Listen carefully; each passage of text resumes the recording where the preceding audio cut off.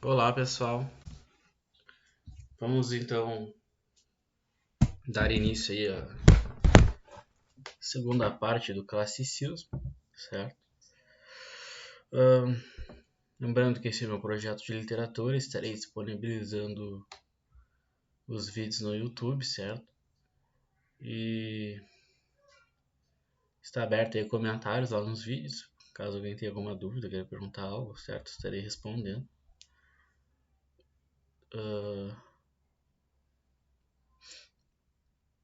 No primeiro vídeo a gente viu o trovadorismo, né? Depois parte 1, parte 2, depois a gente viu o humanismo, parte 1, parte 2, e agora a gente tá vendo o classicismo aí, parte 1 a gente já viu. E vamos então agora pra parte 2. Tá, só lembrando que meu projeto tem esse foco aí de estar contextualizando o espaço-tempo, né? Fazendo contexto histórico. E depois eu trago aí algum autor que foi importante para aquele movimento pra gente estar tentando entender aí, né? A gente entender, na verdade, né? Como é que funcionava a mente do pessoal que escrevia naquela época. Então, aqui a gente já viu, né? Falou um pouco do classicismo, contexto histórico, né? Muito importante. Falamos do Dante Alighieri, do Petrarca, né? Falamos um pouquinho de soneto. O humanismo está bem enraizado aí no classicismo, né?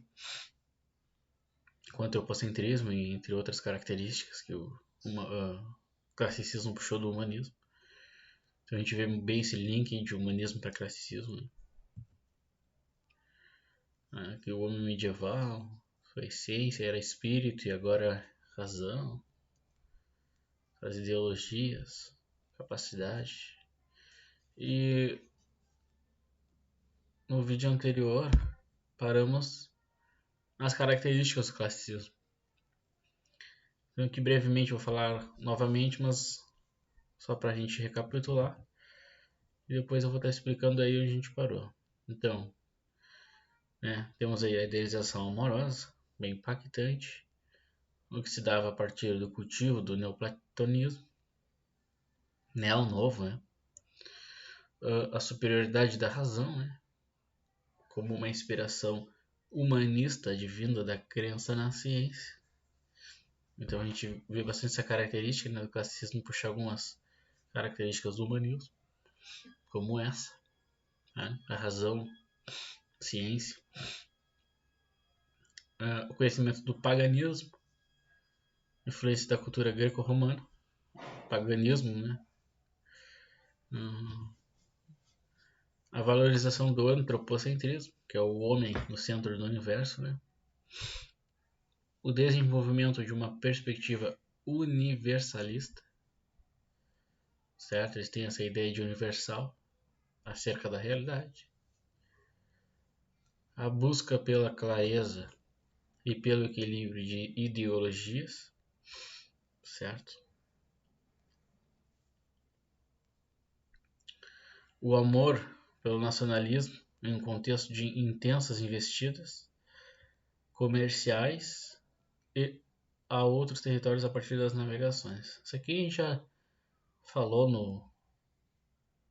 no trabalho anterior, né? Na parte 1, é só recapitulando para a gente não perder o fio da meada.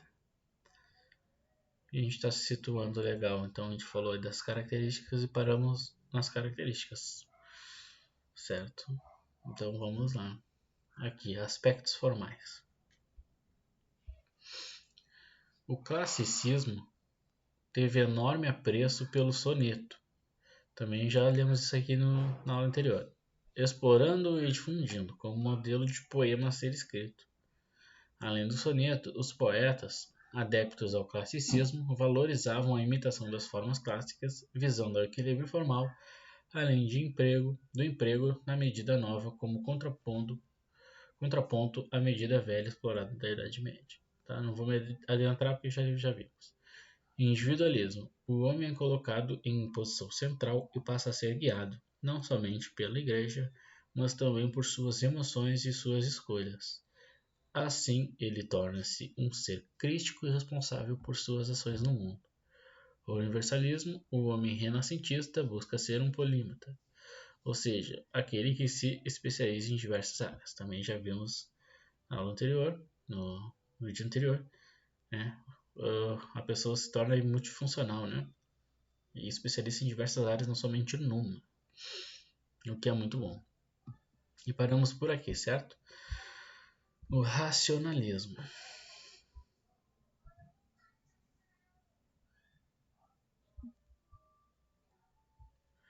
Então vamos lá.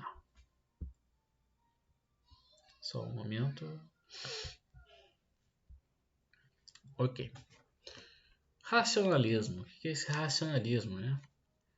É uma corrente filosófica que trabalha com a razão humana, ao passo que acredita que é dela que se obtém os conhecimentos. Então ela acredita que através da razão humana se obtém conhecimento, desmistificando o trovadorismo, né? Onde tinha aquela enraizado, né, a igreja, como pensamento como dono da verdade toda. Saber de onde realmente vinha o conhecimento era uma preocupação da filosofia. Por isso é muito importante o estudo da filosofia até hoje, né? Sempre foi. Filosofia é essencial para a compreensão do mundo. Contudo, surgem duas correntes filosóficas, certo? Duas correntes filosóficas. Quais são? O racionalismo, que significa razão, e empirismo, que significa experiência.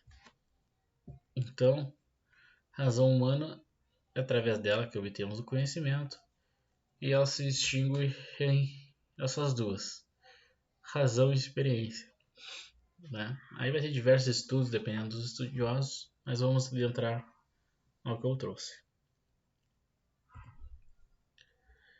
A ideologia do racionalismo diz que tudo o que existe tem uma causa inteligível, ainda que essa causa não possa ser comprovada empiricamente. Em outras palavras, quer dizer que somente o pensamento, por meio da razão, é capaz de atingir a verdade plena. Então está muito ligado a isso, né? Ao pensamento por meio da razão, para atingir a verdade plena. Racionalismo, razão, verdade plena, tá? Esse é o link. A razão é a principal fonte de conhecimentos, sendo inato aos humanos. Então ele coloca a razão como sendo a principal, né? Principal fonte para adquirir conhecimento. O raciocínio lógico é construído através da educação de ideologias, tal como os conhecimentos das exatas, por exemplo. Então aqui faz uma comparação raciocínio lógico com a matemática, com as exatas, por exemplo. Certo? Ok. Lembrando, e qualquer dúvida, deixem nos comentários. Racionalismo cartesiano.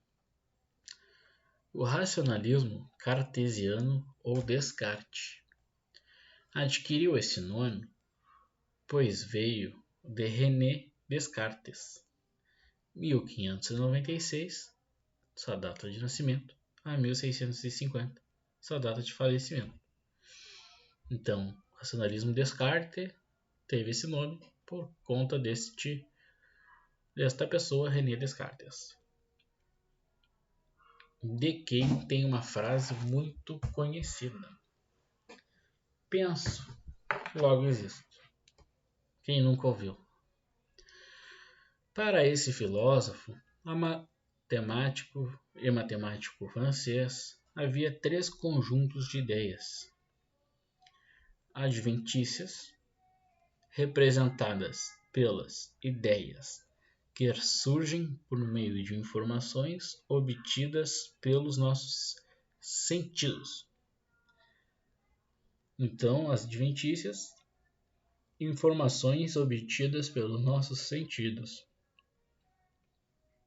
Também as factícias, ideias que têm essência na nossa imaginação,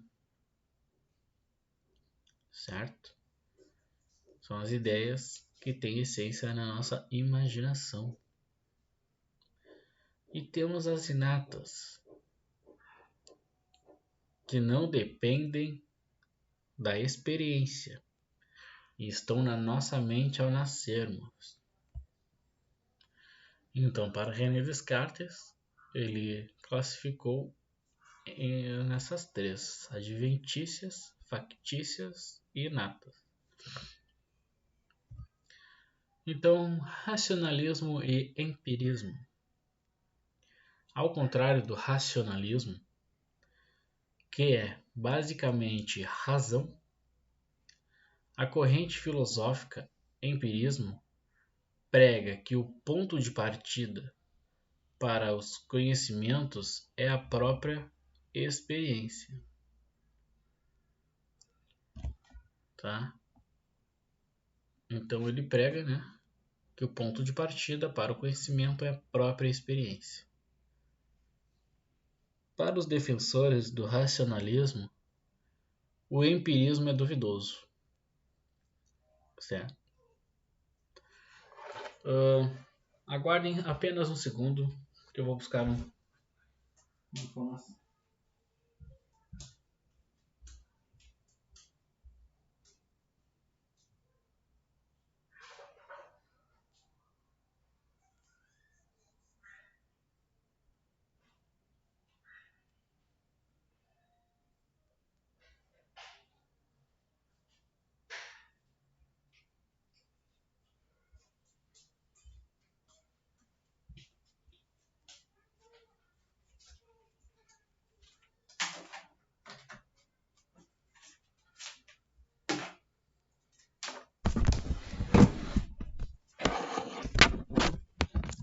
Ok, pessoal.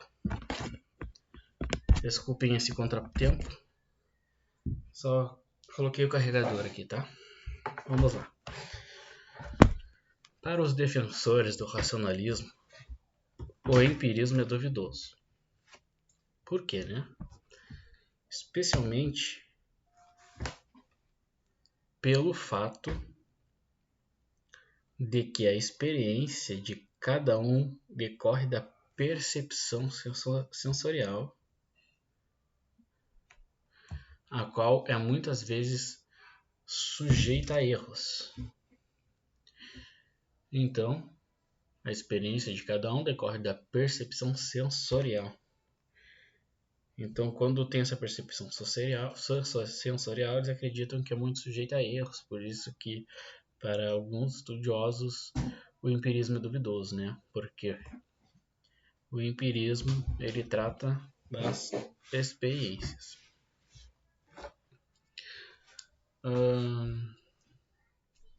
Racionalismo e renascimento. O pensamento racionalista marcou a mudança de mentalidade pregada pelo Renascimento. Quanto ao racionalismo cristão, esse trata-se de uma doutrina que surgiu no Brasil a partir do movimento espírita em 1910 e que foi difundido pelo mundo. É só uma curiosidade e não vamos adentrar a este assunto. Então, o pensamento racionalista marcou a mudança de mentalidade empregada pelo Renascimento. O antropocentrismo de que tanto falamos, que é uma característica puxada já lá do humanismo. O antropocentrismo é um conceito que considera a humanidade como centro do universo, que é avaliado de acordo com a sua relação com o ser humano, ou seja, é o homem como centro de tudo. Temos o teocentrismo, né, que é Deus acima de tudo, a igreja, né, e o antropocentrismo, que é o homem como centro de tudo, como centro do pensamento filosófico. Então isso foi uma grande mudança para a época, né, essa mudança de pensamento que com certeza impactou bastante, certo? O neoplatonismo. O que foi o neoplatonismo, né? Foi uma corrente filosófica, metafísica e epistemológica de alento platônico, que se construiu durante a crise do Império Romano do século III e IV e trouxe questões filosóficas e religiosas. Então foi uma corrente filosófica, metafísica e epistemológica, certo? E trouxe questões filosóficas e questões religiosas acerca deste assunto. Com isso, identificou-se Deus enquanto pleno, estabelecendo um monismo idealista que influenciou tanto as religiões pagãs quanto as monoteístas, sobretudo o cristianismo. Então, olha a importância. Identificou-se Deus enquanto pleno, certo? Influenciando tanto religiões pagãs quanto monoteístas, sobretudo o cristianismo. Contudo, esse monismo de um só Deus, por isso mono, né? Monismo, tudo é emanação desse ser, o qual nunca teremos conhecimento total, mas que podemos nos aproximar ao nos afastarmos dos aspectos materiais da existência onde superam os vícios. Então, vejam que legal, né? Tudo é emanação, o qual nunca teremos conhecimento total, mas que podemos nos aproximar ao nos afastarmos dos aspectos materiais da existência onde superam os vícios. Então, isso quer dizer que, por mais que tenhamos conhecimento,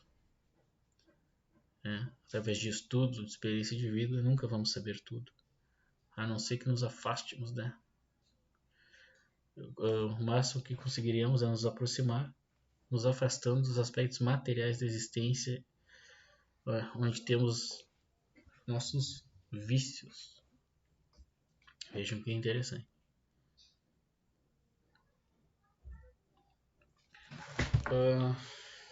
O nacionalismo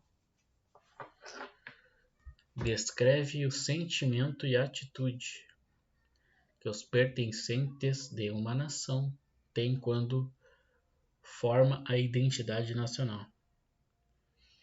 Então, o nacionalismo já diz, né, o próprio nome, nacionalismo, nação, é quando o autor traz traços de onde veio para seu texto em diversas formas, né? sentimento e atitude, né? Se sentir pertencente a um lugar, a uma cultura, a uma nação. Esse é o nacionalismo e é bem presente em diversos poemas.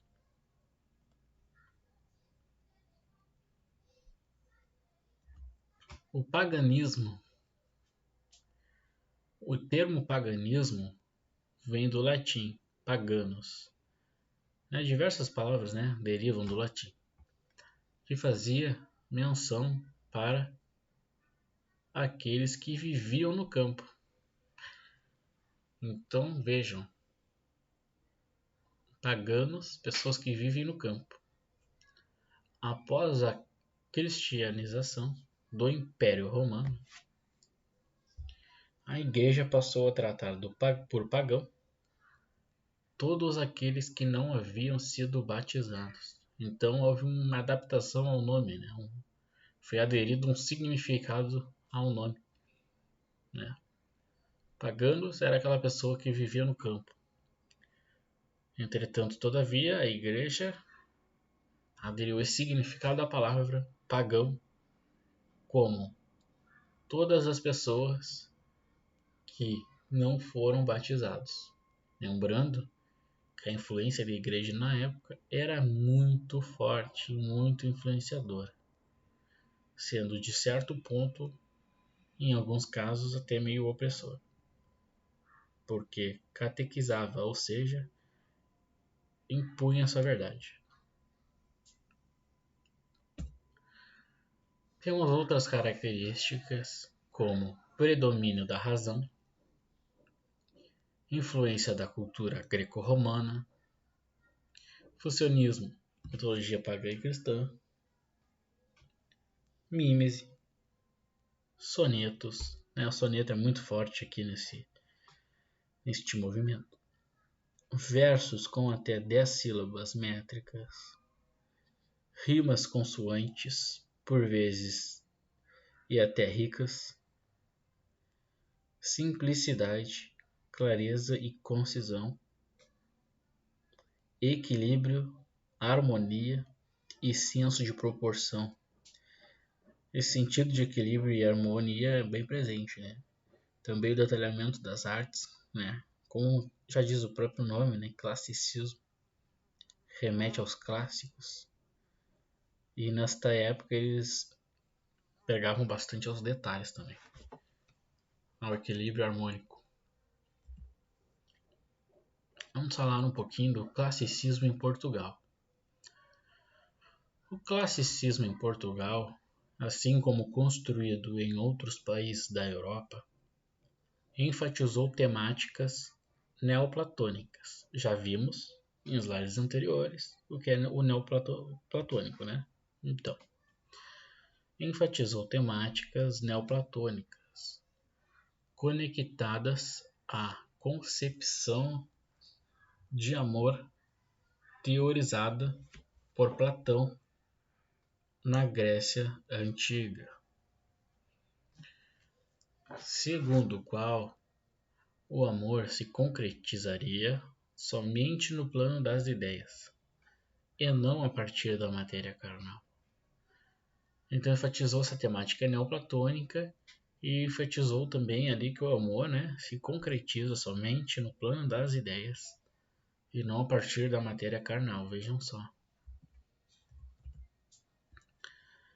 Em virtude do intenso contexto de navegações e de expansões territoriais vivido por Portugal no período do classicismo, esse movimento artístico no país destacou-se, sobretudo em relação ao nacionalista, já que os grandes feitos nacionais, como as conquistas do povo português, foram enaltecidos na poesia épica de Luís Vaz de Camões. Então vimos bastante esse nacionalismo nos poemas e essa exaltação do autor. Aqui do caso das conquistas do povo português. Então esse é um pouco aí do classicismo em Portugal. Agora vamos falar de vamos falar de Francisco de Sá de Miranda. Foi um personagem muito importante para a época. Aqui é uma foto ilustrativa, né? E é uma estátua, certo? Já remontando um pouco, na verdade, essa ideia do classicismo. Aqui podemos ver que é uma escultura feita com detalhes, com profundidade, certo? Com diversas técnicas usadas para dar essa impressão de enorme equilíbrio e harmonia em uma escultura. Ao olharmos, evidentemente conseguimos perceber ali, né, o jeito da barba, dá até uma impressão de movimento, certo? Por exemplo, vamos falar um pouco deste personagem para a época. Sá de Miranda foi o introdutor do verso decassílabo em Portugal. Então vejamos a importância já aqui, né? O introdutor do verso decassílabo. Sá de Miranda nasceu em Coimbra em 1481 e morreu em Amares, interior do território português, em 1558. Pioneiro do classicismo em Portugal. Então, Sá de Miranda, né, não tinha como passar batido neste trabalho. Podemos ver que ele teve grande importância para a época, sendo o introdutor do verso decassílabo e o pioneiro do classicismo em Portugal. Fez direito na Universidade de Lisboa e frequentou a corte até 1521, data em que partiu para a Itália. Regressou a Portugal em 1526, depois de grande convívio com escritores e artistas italianos. Então, nesse período, né, na Itália, ele absorveu diversas técnicas também, diversos estudos, enfim, até regressar para Portugal em 1526. Responsável também por introduzir, como já falamos, o verso decassílabo em Portugal, o verso constituído por 10 sílabas métricas. Pioneiro na composição de sextinas, tercetos e oitavas. Contudo, influenciou diversos outros poetas. Tá, vamos ver agora aqui um soneto dele. Mas vejam só. Sá de Miranda, introdutor do verso decassílabo, pioneiro do classicismo em Portugal e pioneiro na composição de sextinas, tercetos e oitavos. Então foi uma pessoa, né, de suma importância para o movimento e para a cultura, né, daquela época, onde conseguiu ter sua glória nesse movimento e fazer com que diversas pessoas se influenciassem por ele, o admirando por seu poder intelectual, certo? Soneto 17. Este retrato vosso é o sinal, ao longe do que sois, por desamparo. Destes olhos de cá, por que um tão claro? Lume não pode ser vista moral. Quem tirou nunca o sol por natural, nem viu se nuvens não fazem reparo. Em noite escura, ao longe aceso um faro. Agora se não vê, ora vê mal. Para os tais olhos, que ninguém espera, de face a face, gran remédio fora. acertara o pintor ver-vos sorrindo. Mas ainda assim não sei que ele fizera, que a graça em vós não dorme nenhuma hora, falando que fará rindo. Então, esse soneto, né, podemos perceber que ele tem um formato de rima ABBA, né, uns 2 quartetos. O poeta aí está expressando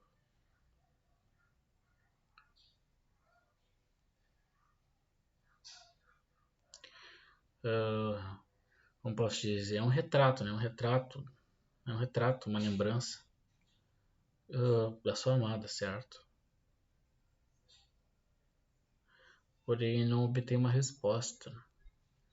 Então aqui, nesse soneto grandioso, conseguimos ver que é um soneto em matemática amorosa, certo? Uma presença também de um amor platônico, né?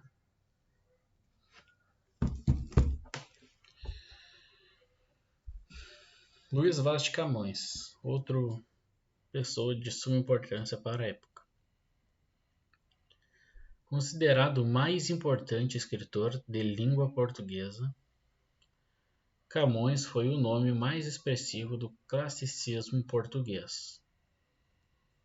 Por serem muito escassos os documentos referentes à vida de Luís Vaz de Camões, estima-se que ele tenha nascido ou em 1524 ou em 1525, em Lisboa, capital de Portugal.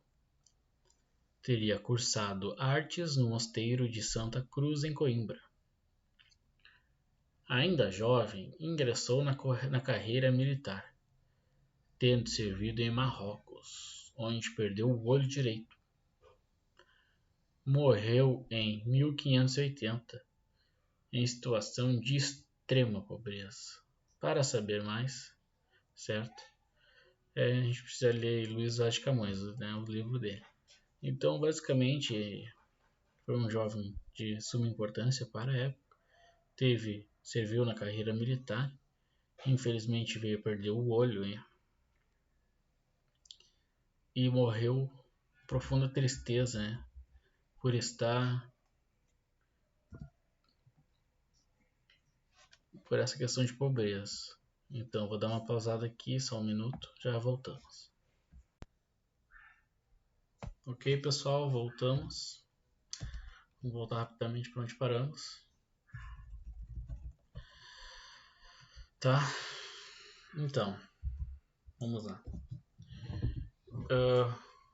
Falando ainda de Luís Vaz de Camões e de origem fidalga, Camões teve uma educação de qualidade e tinha um vasto entendimento de história, geografia e literatura. Então percebemos que ele sempre foi um estudioso e tinha vasto conhecimento em diversas áreas, certo? Como pregava também esse movimento, lembramos aí, né? O universalismo. Iniciou o curso de teologia na Universidade de Coimbra, que abandonou por levar uma vida incompatível com os preceitos religiosos. Então já era um revolucionário para aquela época, né? Não aderia 100% aos preceitos religiosos, por isso que não foi bem devido ao seu comportamento. Camões era uma pessoa conquistadora, teve muitas paixões e seus versos eram muito almejados pelas damas das cortes. Então ele era um galanteador, né? Envolveu-se em brigas e fez inimizades, o que acarretou para alistar-se e embarcar como soldado para a Celta, batalhando contra os mouros e perdendo o olho direito em combate. Então, devido a essas brigas e inimizades, ele resolveu se alistar e em combate perdeu o olho direito. Podemos ver que ele teve uma vida conturbada, né? Já em liberdade, embarcou para a Índia em 1554 e viveu também em Macau. Salvou-se de um naufrágio em 1556, trazendo consigo os originais de sua mais célebre obra, o poema épico Os Lusíadas. Morreu em Portugal em 1580. A obra de Camões pode ser dividida em dois eixos principais: a poesia lírica e a poesia épica. A lírica camoniana é composta basicamente de temas amorosos, muito influenciada pelo neoplatonismo, que convive com os temas sensuais, construindo na maioria das vezes uma contradição. As antíteses da presença e ausência, amor espiritual, amor carnal, vida-morte, sonho e realidade. Então essas antíteses aí são muito impactantes e presentes em seus poemas. Aqui vamos ler o canto 1 de Os Lusíadas. As armas e os barões assinalados, que, da ocidental praia lusitana, por mares nunca dantes navegados, passaram ainda além da Taprobana, em perigos e guerras esforçados, mais do que prometia a força humana, e entre gente remota edificaram novo reino que tanto sublimaram. E também as memórias gloriosas daqueles reis que foram dilatando a fé, o império e as terras viciosas de África e de Ásia andaram devastando. E aqueles que por obras valerosas se vão da lei da morte libertando, cantando espalharei por toda parte, se a tanto me ajudaram o engenho e a arte. Então percebemos diversas rimas, certo? Os versos rimam. Tem uma linguagem culta, né, mais elevada, certo? Os Lusíadas, pessoal. Aqui é apenas o canto 1, tá? Foi escrito em 10 cantos com 8 estrofes cada um.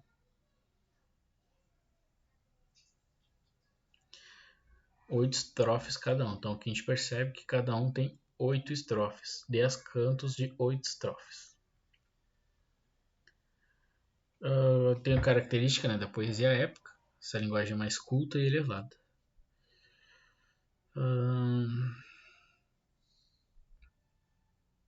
Exalta esse período aí, né, das grandes navegações portuguesas. Também podemos ver essa característica, né, o nacionalismo. É bem de cunho ali, essa poética. Então, ficamos por aqui, pessoal. Essa é a parte do classicismo. Então vimos trovadorismo, humanismo, classicismo. Vamos ver o quinhentismo e o barroco. Então, até a próxima. Espero que tenham gostado do vídeo. Qualquer dúvida, deixem aí nos comentários. Certo? Então é isso, pessoal. Um abraço a todos.